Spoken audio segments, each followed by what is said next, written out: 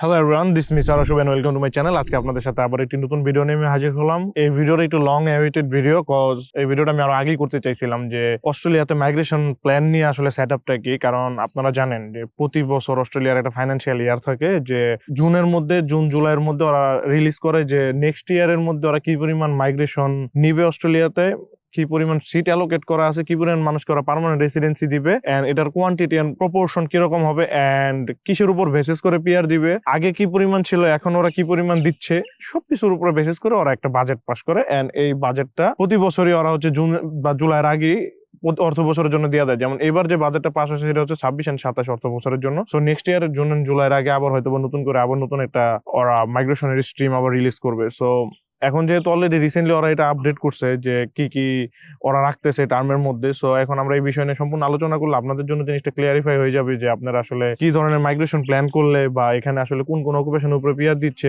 কোন কোন ডিপার্টমেন্টের উপর পিআর দিচ্ছে, এখানে কি স্কিল ইন্ডিপেন্ডেন্ট নাকি স্কিল স্পন্সরশিপের জন্য আছে, বা হোয়াট এভার আপনি যে ধরনের স্ট্রিমে ঢুকতে চাচ্ছেন সেটা আপনার জন্য ইজি হয়ে যাবে। তো আমি আপনাদের সাথে আজকে পুরোপুরি এক্সপ্লেন করবো এন্ড আমার কিছু থটস দিব যে এই মাইগ্রেশন প্ল্যানটা কি আসলে ভালো না খারাপ হয়েছে। যে এনে স্ট্রিম কিছু আছে আপনারা জানেন যে 189, 190, 491, 482, 186, এগুলো হচ্ছে মূলত 494, এগুলো হচ্ছে মেজর সাব ক্লাসেস যেগুলোর আন্ডারে আসলে পিআর গুলো আসে। এখন এগুলোর মধ্যে ধরেন একটা দেশে একসাথে তার সবাই পিআর দিতে পারবে না, তো ওরা বছরে রাখে যে আমরা 1 লাখের মতো মানুষকে পিআর দিব। এবার তো 1 লাখ মানুষের মধ্যে এদেরকে আবার ডিফারেন্সিয়েট করে হচ্ছে গিয়ে ধরেন কে হচ্ছে গিয়ে স্কিল ইন্ডিপেন্ডেন্টলি হবে, স্কিল ইন ডিমান্ডে থাকবে, কে হবে হচ্ছে স্পন্সরশিপের মাধ্যমে। এগুলো মাল্টিপল জিনিস আছে, কেউ রিজনালে থেকে পিআর পাবে। তো এই জিনিসগুলো ওরা হচ্ছে গিয়ে সিট অ্যালোকেট করে, যেটা আমরা মূলত অর্থ বোঝারের বাজেট বলি। তো এই যে 2026 and 27 অর্থ বছরের মধ্যে অস্ট্রেলিয়ার গভর্নমেন্ট মাইগ্রেশন প্ল্যানের মধ্যে রাখছে হচ্ছে 1,85,000 মানুষকে ওরা পার্মানেন্ট রেসিডেন্সি দিবে। 1,85,000 মানুষ এই বছরের মধ্যে পার্মানেন্ট রেসিডেন্সি পাবে, যেটা আগের বছরও সেম নাম্বারই ছিল, এবারও সেম নাম্বার আছে। এখানে কোনো ওরা চেঞ্জেস আনে নাই। বাট ইন্টারেস্টিং পার্ট হচ্ছে গিয়ে কিছু অ্যালোকেশন চেঞ্জ করা হয়েছে। অ্যালোকেশন বলতে হচ্ছে গিয়ে ধরেন আগে যেমন একটা ডিপার্টমেন্টের উপরে ধরেন 50,000 ছিল, সেটাকে এখন 40,000 করে দিচ্ছে। আরেকটা ছিল তো 30,000, সেটাকে আবার 50,000 করে দিচ্ছে। এভাবে ওরা জিনিসটাকে চেঞ্জ করছে। আমি এক্সপ্লেন করতেছি মানে কি কি গভর্নমেন্ট চাইতেছে। গভর্নমেন্ট মূলত মেইনলি ফোকাস করছে হচ্ছে স্কিল ওয়ার্কার্স এর উপরে, এটা তো সবসময় ছিল। সেকেন্ড হচ্ছে গিয়ে এমপ্লয়ি স্পন্সর মাইগ্রেশন, যেটা আমি আপনাদেরকে আবারও বলছি যে লাস্ট ভিডিওতে আমি বলছিলাম যে গভর্নমেন্ট মাইগ্রেশন তাকে পুরোপুরি দিতে চাচ্ছে হচ্ছে গিয়ে স্পন্সরশিপের উপরে। কারণ স্পন্সরশিপ হইলে কি হয়, গভর্নমেন্ট স্পেসিফিক কোন স্কিল লোক পাওয়া যাইতেছে, পাশাপাশি তার ট্যাক্স নিয়ে কোনো প্যারা নাই। কারণ এই লোকটাই 5টা বছরের মতো গভর্নমেন্টকে ট্যাক্স দিবে যদি স্পন্সর এসে কোনো কোম্পানির আন্ডারে কাজ করে। অলরেডি অস্ট্রেলিয়াতে যে কন্ট্রিবিউট করতেছে তাদের প্রায়োরিটি সবার বেশি থাকবে, এন্ড ক্রিটিক্যাল শর্টেজ যে সেক্টর গুলো আছে সেই সেক্টরে পার্মানেন্ট রেসিডেন্সির জন্য ওরা বেশি ফোকাস করছে এইবারকার অর্থ বছরে এই 1,25,000 মানুষের মধ্যে। এবার আসি যে কোন কোন ডিপার্টমেন্টে কি পরিমাণ সিট আছে। যেমন প্রথম আসে হচ্ছে এমপ্লয়ি স্পন্সরশিপ ভিসা, যেটা হচ্ছে গিয়ে 186 or 482। 186 হচ্ছে ডিরেক্ট এন্ট্রি, আপনি 3 বছর এক্সপিরিয়েন্স থাকলে, আর 482 হচ্ছে 1 ইয়ার্স এর এক্সপিরিয়েন্স থাকলে 2 বছর এই কোম্পানি আন্ডারে কাজ করে, এরপর আবার 186 এর আন্ডারে যেতে হবে। সবচেয়ে বড় চেঞ্জেস আছে এটার মধ্যেই, কারণ এখানে প্রিভিয়াসলি লাস্ট বছরে ওরা 44,000 মানুষকে পার্মানেন্ট রেসিডেন্সি দিছে এই স্পন্সরশিপের স্ট্রিমে। বাট এখন ওরা এটাকে অনেক বড় নাম্বারে চেঞ্জ আনছে, 44 থেকে 58,000 people they are PR from sponsorship. মানে আপনি যদি স্পন্সরশিপে থাকেন কোনো কোম্পানির আন্ডারে, তাহলে 58,000 মানুষজন এই স্ট্রিম থেকে পিআর পাবে। আমি মনে করি হুইচ ইজ ভেরি গুড, কারণ স্পন্সরশিপের যে পরিমাণ মার্কেটে এখন ডিমান্ড, এই অনুযায়ী আসলে এই স্ট্রিমটাকে আমি খুবই সাধুবাদ জানাই। কজ 44,000 থেকে 58,000-এর মধ্যে কিন্তু একটা ভালো লেভেলের ডিফারেন্স আছে। 100% sponsorship is a tough game, আপনার অনেক কিছুর উপরে দিয়ে যেতে হবে, বাট দিন শেষে কিন্তু পিয়ার হয়ে যাচ্ছে। ধরেন আপনি কোন কোন স্কিল বা কোন কোন সেক্টরে যদি আপনি কাজ করেন সেখান থেকে স্পন্সরশিপ নিতে পারেন, এই 58,000 মানুষের মধ্যে আপনিও পড়তে পারেন। এজ কেয়ার আছে, ডিসেবিলিটি সেক্টর আছে, কনস্ট্রাকশন ইন্ডাস্ট্রিতে কাজ করলে, ইঞ্জিনিয়ারিং এ অনেক সময় স্পন্সরশিপ করে, হসপিটালিটি ডিপার্টমেন্ট শেফ হইলে আপনি স্পন্সরশিপ আছে, ট্রেড জব থেকে অনেক সময় স্পন্সরশিপ পাওয়া যায়, হেলথ কেয়ার সেক্টর মোটামুটি ভালো স্পন্সর করে। যেমন আপনি যদি নার্স সামহাও ইন্ডিপেন্ডেন্টলি নার্স করার পরে নাও পান, আপনি মার্কেটে দেখবেন হিপস অফ মানুষ আপনাকে 186, 482 করার জন্য ওয়েট করতেছে, কারণ নার্সের যেহেতু শর্টেজ আছে ইন্ডাস্ট্রিতে। আইটি সেক্টর থেকেও যদি আপনি ভালো স্কিল হন, আপনি স্পন্সরশিপ পাইতে পারেন। রিজনাল এরিয়াতে ধরেন অনেক রেস্টুরেন্ট খুলে বসে আছে, পেট্রোল পাম্প খুলে বসে আছে, ওরা আপনাকে স্পন্সর করতে পারবে। তার মানে 58,000 মানুষ এইসব সেক্টর থেকে মোটামুটি পিয়ার পাওয়ার সম্ভাবনা অনেক বেশি। এখন বাংলাদেশি স্টুডেন্টদের জন্য আমার ওপিনিয়নটা কি এখানে, মূলত বাংলাদেশি স্টুডেন্ট যারা আসলে এখানে এসে মনে করে যে কোর্স করলে পিয়ার হয়ে যাবো, ওদেরকে আসলে আমি আর বুঝাইতে পারবো না যে কোর্স আসলে কখনো পিয়ার দেয় না। পিয়ার দেয় হচ্ছে কি আপনার স্কিল। কোর্স করেন আপনি স্কিল হওয়ার জন্য, এখন আপনি যদি আইটি পরে যদি আইটি জব না করেন, বাট আপনি আইটি কে স্কিল হইতে পারবেন প্রফেশনাল করার মাধ্যমেও, যে আপনি স্কিল অ্যাসেসমেন্ট থাকবে, আপনি এটা দিয়ে পিআর অ্যাপ্লাই করতে পারবেন, বাট আপনি পিআর ডাক পাবেন না বা কল পাবেন না, সেটা ডিফারেন্ট কেস। বাট আপনি যদি এই আইটির পাশাপাশি যদি আপনি অন্য কোনো আরো সেক্টরে জব করা শুরু করতে পারেন, যেটা থেকে যে যেমন HKR বা শেফ, সেখানে কিন্তু আপনার কোয়ালিফিকেশন দরকার নেই, আপনি 3 বছর এক্সপিরিয়েন্স থাকলে কিন্তু আপনি ওখান থেকে স্পন্সরশিপও যাইতে পারবেন। তো এই জিনিসগুলো আপনি মাথায় রাখেন যে আপনি নিজে কি স্কিল বানাইতেছেন কিনা, ডাজেন্ট ম্যাটার আপনি কি পড়তেছেন, বাট আপনি যদি স্কিল হন তাহলে আপনি স্পন্সরশিপ করেও অ্যাটলিস্ট অস্ট্রেলিয়া পিআর হয়ে থাকতে পারবেন। যেখানে মানুষ বলতেছে যে অস্ট্রেলিয়ার পিআর অনেক কঠিন, পাওয়া যায় না ফর দেম। যেমন আমি আইটিতে ইনস্টিটিউটে পড়তেছি, আমি আসলে কোনো স্কিল না, আমি শিখতেছি না কিছু, এখন আমি আইটি জবের জন্য গেলে জব পাবো? আমাকে দিবে না, কারণ যে অলরেডি ওভার কোয়ালিফাইড তাকে জব দিবে। এন্ড ওই জব করার পরে জবের এক্সপিরিয়েন্স গভর্নমেন্ট যখন দেখবে যে ওকে এই দেশে কন্ট্রিবিউট করছে আইটিতে, তখন না ওর পিআর হবে। তো আমি এখন আইটি পড়তেছি, বাট আমি আইটির মানে ভালো মতো কিছুই শিখতেছি না, কিন্তু দিন শেষে আমি বলতেছি আমার পিআর হচ্ছে না, বিকজ এখানের পিআর স্ট্রিমটা ভিন্ন।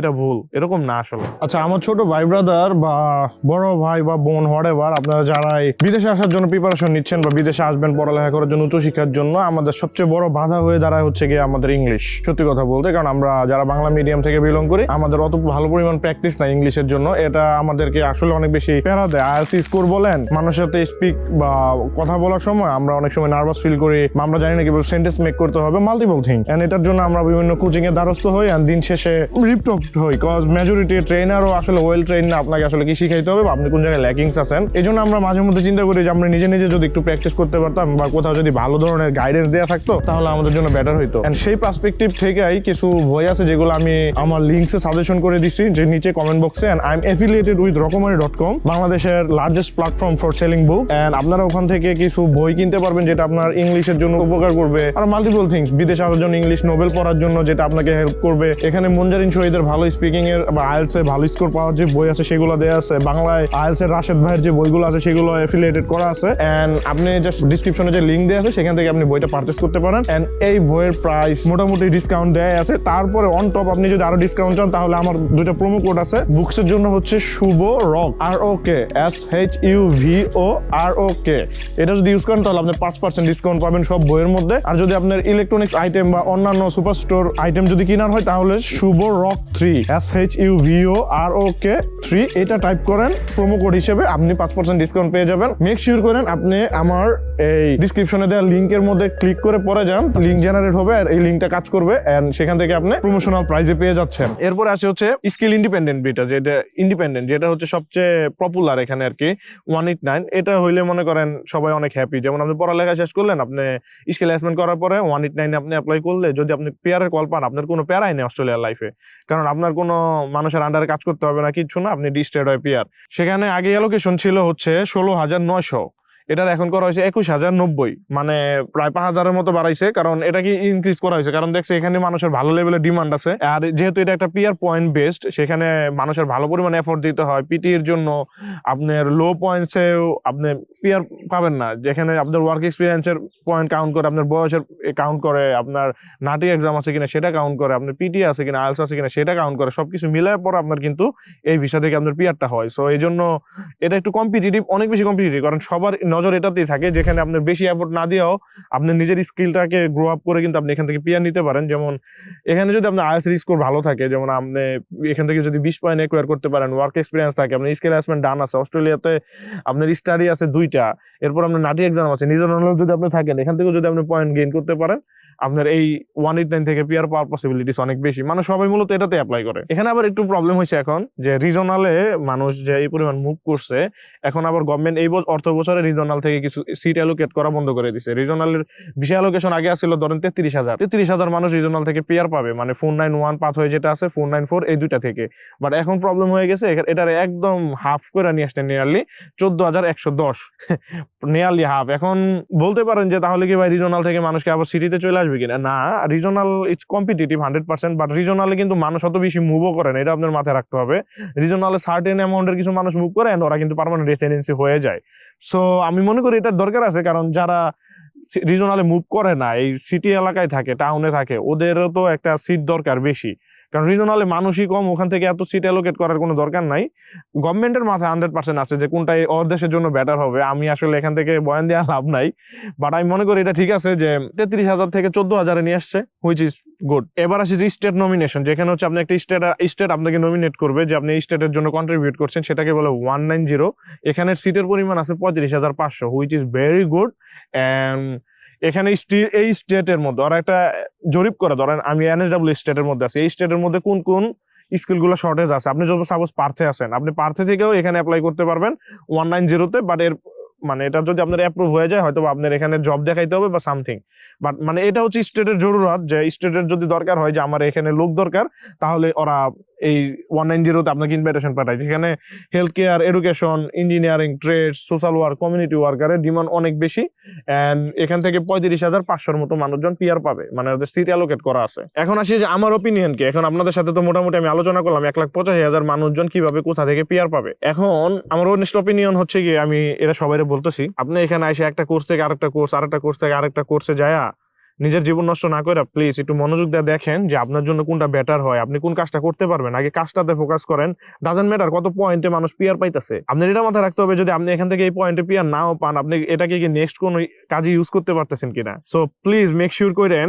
যেমন আমি নর্মাল একটা এক্সাম্পল দিলাম, আমি একটা কাজ করতেছি, কথার কথা, এটা গভর্নমেন্টের স্কিল অকুপেশন লিস্ট এ আছে এই জবটা। এখন আপনি এটাকে কিভাবে স্কিল অ্যাসেসমেন্ট করাইতে পারবেন সেটা আগে মাথায় রাখবেন, যে এই স্কিল, সাপোজ আমি শেফটা তো একটা স্কিল, মানে শেফটাকে আমি কিভাবে স্কিল অ্যাসেসমেন্ট করাইতে পারবো, এটার জন্য আমার রিকোয়ারমেন্ট কি, এটা আগে শেষ করলেন।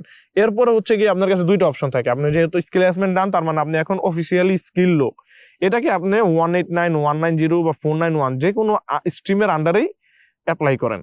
এখান থেকে সাপোজ আপনার পিআর এর কল আসলো না, এই স্ট্রিমগুলোতে গভর্নমেন্ট আপনাকে ইনভাইটেশন পাঠায় যে হ্যাঁ তোমার পয়েন্ট, তোমার এক্সপিরিয়েন্স, তোমার অস্ট্রেলিয়ার কন্ট্রিবিউশন দেখে আমাদের মনে হয়েছে তুমি কোয়ালিফাইড, তোমাকে আমরা পিআর এর জন্য কল পাঠাইলাম। এখন আপনার সাপোজ পিআর এর জন্য কল আসতেছে না গভর্নমেন্ট থেকে, এরপরে কিন্তু আপনার আরেকটা অপশন আছে, যেমন আপনার কাছে যদি 1 বছর এক্সপিরিয়েন্স থাকে কোনো রেস্টুরেন্ট থেকে, আপনি কিন্তু স্ট্রেট এটাকে স্পন্সরের জন্য অ্যাপ্লাই করতে পারবেন। স্পন্সর ফাইন্ড আউট করার জন্য একটা কোম্পানির সাথে আপনার ভালো সম্পর্ক ক্রিয়েট করতে হবে, ওখানে কন্ট্রিবিউট করতে হবে। এখন টাকা দিয়ে তো আমি আপনারা কিনতে বলতে পারবো না, এখন আমি আপনার এটাই বলতেছি যে আপনি কোন একটা কোম্পানির আন্ডারে প্রপার কাজ করে ওর লয়াল হন, ওরে আপনার প্রয়োজনটা বুঝান যে আমি এখানকার নিডস, আমার এখানে থাকতে হবে, তোমার এখানে আমার দরকার, তখন ও কিন্তু বাধ্য হইব আপনার স্পন্সর করার জন্য। তার মানে কি, আপনি পড়তেছেন অন্য একটা সাবজেক্টে, বাট আপনি শেফের এক্সপিরিয়েন্স আছে, আপনি শেফটাকে স্কিল অ্যাসেসমেন্ট করাইছেন এন্ড শেফ থেকে আপনি পিআর এর কলও পাইছেন। Same goes with any occupation. আপনি চাইল্ড কেয়ারে কাজ করতেছেন, চাইল্ড কেয়ার থেকেও কিন্তু পিআর পাওয়া যায়। আপনি কমিউনিটি সার্ভিসে কাজ করতেছেন, ফেয়ার এনাফ, ওই কোম্পানিকে বলেন আমাকে স্পন্সর করার জন্য, যেহেতু এগুলো স্কিল। আমি কথা বুঝাইতে পারছি? সাপোজ একটা ছোট ভাই ডিপ্লোমা করতেছে সাপোজ একটা কুকারিতে, এটা করে সে আরেকটাতে যাইতেছে। এখন আমার কথা হচ্ছে, আপনি যদি কিচেন কুকারি পড়ালেখা করেন, আপনি কেন ক্লিনিং জব করবেন? আপনি 100% আপনার কিচেনেই কাজ করতে হবে। আপনার পড়ালেখা প্লাস ওয়ার্ক এক্সপিরিয়েন্স এই দুইটা মিলে আপনাকে পিআর দিয়ে দিবে। সো আমি বলবো যে বাঙালি যে ছোট ভাই ব্রাদার যারা অস্ট্রেলিয়াতে অলরেডি আছে বা আসা ট্রাই করতেছেন, প্লিজ এক্সপ্লয়েটেড হয়েন না এই এজেন্সি বা ভাই ব্রাদারের কথায়। আপনি আগে বুঝেন যে পিআরটা কেমনে আসে। এই বলতেছে এটাতে পিআর না, এটাতে পিআর না, আরে ভাগেন, এটাতে কেন পিআর আছে এটাকে চিন্তা করেন যে কেন পিআর আছে। আইটিতে পিআর আছে, এটা কে বলছে? এখন আইটিতে কেমনে পিআর পাবো এটা জানেন কেউ? জানেন না, জানেনই না আইটিতে কেমনে পিআর পাইবেন। আমি আপনার কাহিনী কইলাম তো, আপনার আইটি এক্সপিরিয়েন্স নাই, কথার কথা, আপনি জব করেন নাই, আপনার গভর্নমেন্ট কেন কল করবে? যে লোকের 2 বছরের এক্সপিরিয়েন্স আছে, ওর পয়েন্ট আছে 90, ওকে কল না করে আপনাকে কল করবে। আর আপনি বলতেছেন আমার আইটি থেকে পিআর হচ্ছে না, because you are not putting effort. Simple. এখন আমি পয়েন্ট দিতেছি, আমারও তো সেম সিচুয়েশন, আমি পড়তেছি না, আমি বললাম আপনাকে। তো আমি কি করতেছি? আমি এইচ কেয়ারে কাজ করতেছি, আমি ডিসেবিলিটি সেক্টরে কাজ করতেছি। যদি আমার এখান থেকে কিছু একটা হয়, আই এম স্টিল ট্রাইং।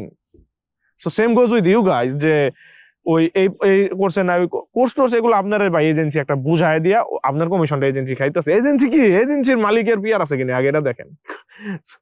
বুঝছেন না আমার কাহিনী? এজেন্সিতে যে কাউন্সিলর বসে আছে, সে ফাঁকে আসছে 15 দিন ধরে অস্ট্রেলিয়াতে, সে আপনাকে কাউন্সিলিং করতেছে। আমি বলতেছি না আমাকে ট্রাস্ট করতে, আপনি যাচাই করেন। চ্যাট জিপিটি আছে না, চ্যাট জিপিটি তো আছে, অ্যাটলিস্ট বলেন আমি কেমনি পিআর পেতে পারি। আমার সাজেস্ট করতেছে এই কোর্স করার জন্য, এই কোর্স কে পিআর আছে কিনা। সিম্পল। সো আসলে এগুলা বলতে বলতে আমি আসলে টায়ার্ড হয়ে গেছি, বুঝছেন? কজ দিন শেষে আমার অনেক মানুষ আমাকে কল মেসেজ দেয় করে, যখন আমি বুঝাইতে যাই তখন বুঝে না আসলে, কারণ ওর অন্য কিছু অলরেডি প্রয়োজন করা হয়, বুঝবো না। যেমন আপনি এখন দেন ট্রেড কোর্স নিয়ে পাগল হয়ে গেছেন। ট্রেড কোর্সে কি করতো এটা কি জানেন? আপনার ওই কাজ করার পটেনশিয়াল আছে কিনা সেটা আপনি জানেন, আপনি কি কাজটা করতে পারবেন? এত ডিফিকাল্ট জব আপনার কি দেওয়া সম্ভব? যদি আপনি মাইন্ডসেট ক্রিয়েট করতে পারেন যে আমি এটা করবো, ইউ গো ফর ইট। এরপরে দেখেন ওটা কত পয়েন্টে পিয়ার আসতেছে।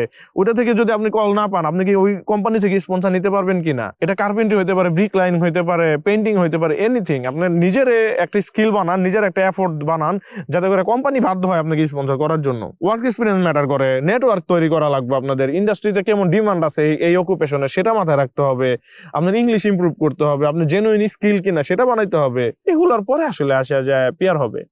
সো 1,25,000-এর মতন সিট অ্যালোকেট করছে এই বছরে, হয়তো বা ভালো পরিমাণ কল আসতে পারে। আমি কোনো মাইগ্রেশন এজেন্ট না আপনাদের গাইড করার লেগে, বাট আমি আপনাদের জানি প্রসেসটাকে, এটা আমি আপনাদের বলতেছি। আপনারা এবার নিজের মতো ঘাটাঘাটি করে নেন, হয়তো বা আপনার কাজে আসবে, আর না হলেও আমার সমস্যা নেই। আমার কাম হচ্ছে আপনাদের বইলা যাওয়া, আমি বইলা যাবো। সো এই তো আজকের ভিডিও এই পর্যন্ত। ইনশাল্লাহ নেক্সট কোনো ভিডিওতে দেখা হবে। টিল দেন সবাই ভালো থাকেন, আমার জন্য দোয়া করবেন। আসসালামু আলাইকুম।